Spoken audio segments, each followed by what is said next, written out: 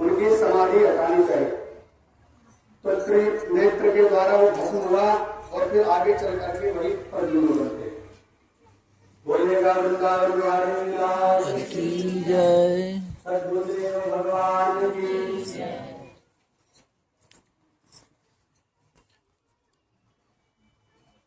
अब राजा परीक्षित प्रश्न करते हैं कि मृत्यु क्या है, कैसे मेरा कल्याण होगा। क्योंकि राजा परीक्षित जी को यही समस्या है, यही भय है कि सप्तम दिवस में तक्षक नाग आएगा और मुझे बसेगा। तो इस प्रकार से सुखदेव भगवान से राजा परीक्षित अनेक प्रश्न पूछते हैं। भगवान ने एक दृष्टांत, सुखदेव भगवान ने राजा परीक्षित को अनेक कथाओं के माध्यम से बहुत भगवान की लीलाओं के विषय में, मृत्यु के बारे में समझाया कि मृत्यु क्या है, आखिरकार मृत्यु क्या है, मृत्यु किसकी होती है। तो यह जो सज्जनों मृत्यु है, यह शरीर की होती है, आत्मा की मृत्यु नहीं होती। आत्मा की मृत्यु क्यों नहीं होती है बताओ? हैं? आत्मा क्या है? अमर है। किंतु शरीर क्या है? नाशवान है? नाशवान। बोलो राधे राधे। तो शरीर नाशवान है, इसको कोई बचा नहीं सकता। आज मेरा स्वास्थ्य थोड़ा गड़बड़ है, इसलिए मैं अच्छे से बोल नहीं पा रहा। शरीर नाशवान है, इसको बचाने पर भी बचाया नहीं जा सकता। और आत्मा क्या है सज्जनों? नित्य शाश्वत, नित्य है, शाश्वत है। भगवान श्री कृष्ण अर्जुन को जब समझाते हैं तो क्या कहते हैं?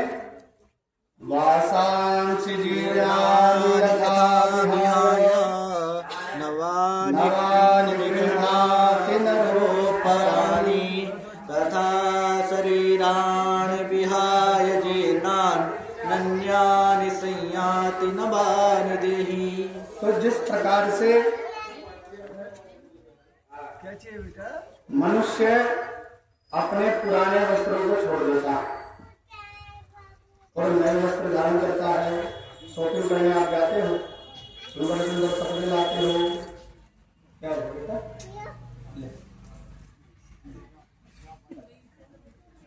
और सुंदर वस्त्र को धारण करते हो। उसी प्रकार से हम लोग भी, यह जो आत्मा है, पुराने शरीर को छोड़ देता है और नया शरीर धारण करता है। नीति क्या कहती है? अजरामरवत् प्राज्ञो विद्यामर्थं च चिन्तयेत् गृहीते विदेशेषु मृत्युना धर्ममाचरेत्। हम लोगों को मैं अजर हूं, अमर हूं, ऐसी भावना अपने मन अंदर रख करके विद्या और धन का उपार्जन करना चाहिए। खूब पढ़ो और नैतिकता पूर्वक धन का अर्जन करो। क्या सोचकर? मैं अजर अमर हूं और गृहीत एवं केशेषु मृत्युना धर्ममाचरेत्। काल मेरे केस को पकड़ के खड़ा हुआ है और कब मेरा काल आएगा और कब मेरी मृत्यु हो जाएगी, ऐसा सोच करके धर्म का पालन करना चाहिए।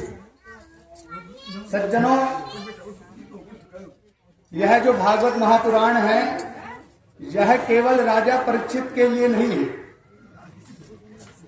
अगर हम भागवत की शैली देखें तो राजा परीक्षित जी को भय था कि सप्तम दिवस में सर्प आएगा और मुझे डस लेगा।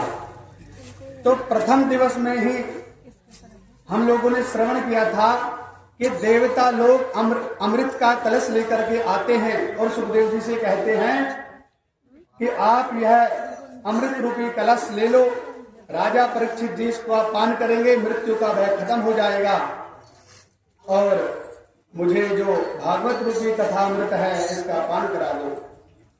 तो राजा परीक्षित की मृत्यु का भय तो प्रथम महात्म्य में ही समाप्त हो रहा है। भाई उसे अमृत दे दो, अमृत पिएगा, मृत्यु नहीं रहेगी, मृत्यु होगी नहीं। किंतु सुखदेव जी ने ऐसा नहीं किया और देवताओं को भगा दिया। वसुधा क्व कथा लोके क्व काचा क्व निर्महान, कि कहां पर तो अमूल्य कथा है और कहां पत्थर के समान तुम्हारा अमृत, कैसे भगा दिया? क्यों भगाया? इसलिए कि परीक्षित को माध्यम बना करके जो भागवत महापुराण रूपी ज्ञानामृत है यह मानव के कल्याण के लिए है।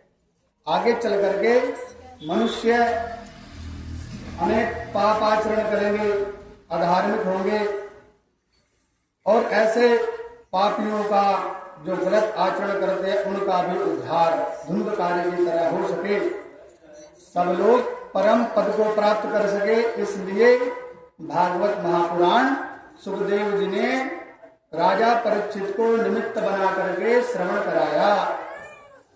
बोलो राधे राधे। तो यहाँ पर माताएं प्रतिदिन आती हैं और आज अधिक संख्या में है, इसलिए हमें अधिक प्रसन्नता है।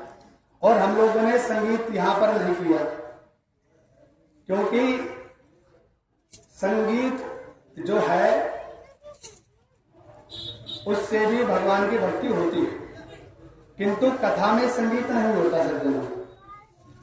आज वर्तमान में हम लोग यदि देखें तो जितने भी बड़े बड़े कथावाचक हैं सब ढोल नगाड़े लेकर के नाच गाना करवाते हैं और सब माताएं झूम झूम करके अपनी कला का प्रदर्शन करती है। बोलो राधे राधे।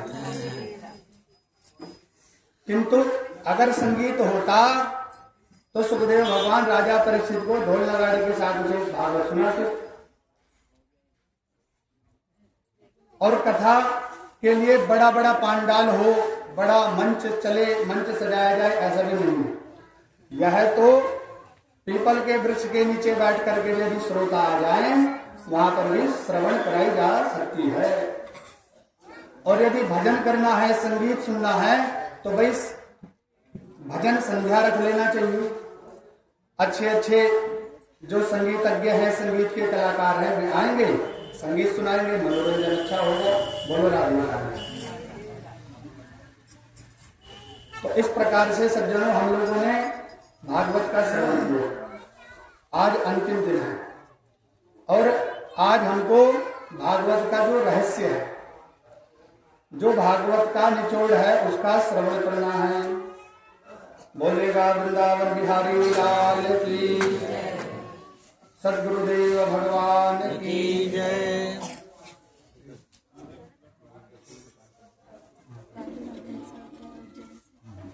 जब भगवान कृष्ण ने परीक्षित जी को सभी माताओं से अनुरोध की सावधान होकर की श्रवण करी, क्योंकि यह अवसर बार बार प्राप्त नहीं होता है।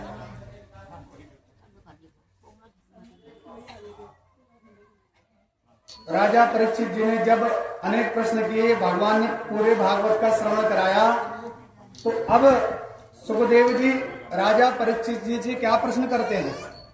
उन्होंने कलयुग के बारे में बताया। कलयुग में अधार्मिक लोग होंगे, यज्ञ आदि करना छोड़ देंगे और अपना उद्धार यदि करना है तो नाम जप के भी बारे में बताया।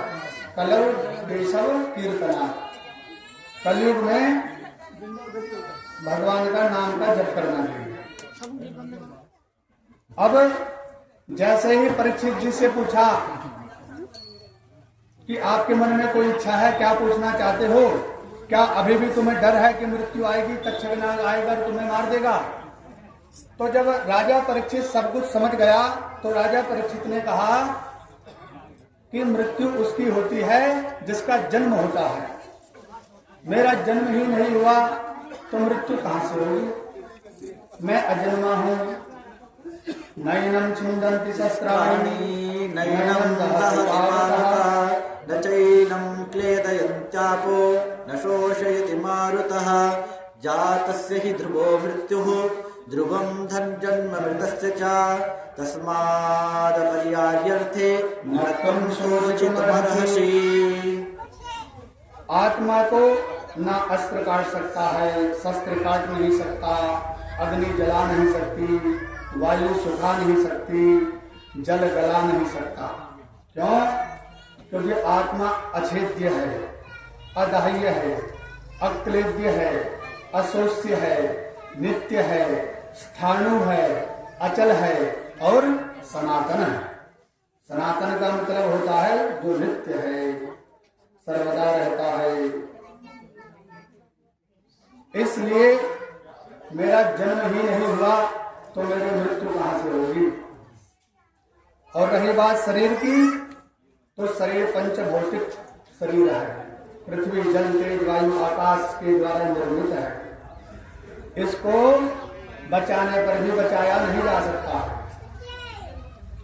हम लोग यदि सोचें कि घी दूध खा करके, बढ़िया बढ़िया रसमलाई खा करके इसको स्वस्थ बना सकते हैं, लेकिन उनको खा करके हम अमर नहीं हो सकते। बड़े बड़े महाराजा मानधाता च महीपति कृतयुगा अलंकार भूतो गता सेतुर्येन महोदधौ विरचिता क्वासौ दशास्यांतकः अन्ये चापि युधिष्ठिरः प्रभृतयो याता दिवं भूपते नैके नापि समं गता वसुमती मुञ्चत्वया यास्यति। बड़े बड़े मानधाता जैसे महाराज इस पृथ्वी पर आए। रावण ने 10,000 वर्ष तक सुख भोगा और भी आगे चल करके हिरण्याक्ष हिरण्यकश्यप देवताओं के जो है सिंहासन पर भी अपना आधिपत्य स्थापित किया, किंतु कोई भी अमर नहीं है। सबको एक न एक दिन छोड़ करके जाना पड़ा। और कलयुग की ये विशेषता है कि कलयुग में मन से किया गया पाप पाप नहीं है। हम यदि मन से किसी को बुरा भला कह दे पाप नहीं लगता, किंतु मन से यदि हम भगवान का नाम ले उसका पुण्य लगता है। भले कुछ लोग कलयुग की बुराई करते हो, कलयुग में हिंसा होगी, कलयुग में आदमी अपना स्वार्थ देखता है, और कलयुग में जिसके पास पैसा ज्यादा होगा उसकी ही सब लोग सम्मान करेंगे, उसकी बात सुनेंगे, उसका ही वही निर्णायक पद पर बैठेगा। राजा अपने धर्म को त्याग करके और प्रजा को लूटेगा, वो टैक्स के माध्यम से हो, कर के ऊपर भी कर लगाएगा। ये सब बातें कही हैं, भागवत ने बहुत विस्तार से लिखा है। लेकिन जो कलयुग की विशेषता है वो ये है कि कलयुग में आदमी अल्प समय में अपना उद्धार कर सकता है। पहले युगों में हजारों वर्ष तक तपस्या करते थे, एक एक पैर पर खड़े होकर के सर्दी में गर्मी में पवित्रता का पालन करते थे, स्नान आदि करके करते थे। किंतु कलयुग की ये विशेषता है, नहाओ या ना नहाओ, सर्दी है तो मत नहाओ, बीमार हो तो सोते रहो, खाट पर लेटे रहो, लेकिन भगवान का जिस अवस्था में रहो, जिस स्थान पर रहो, केवल नाम जप करते रहो। नाम जप यदि हम लोग करते हैं तो धीरे धीरे हमारा कल्याण होने लगता है। ये कलयुग की विशेषता है। इसलिए और बताओ, अपने अनुभव को भी किसी को नहीं बताना चाहिए कि भाई मैं सुबह 4 बजे उठ जाता हूं और अपना पूजा पाठ करता हूं, मुझे ये अनुभव हुआ है। क्योंकि अपनी यदि पूजा, अपना पाठ, अपनी तपश्चर्या को यदि बताओगे तो उसमें विघ्न पैदा होने की संभावना रहती है।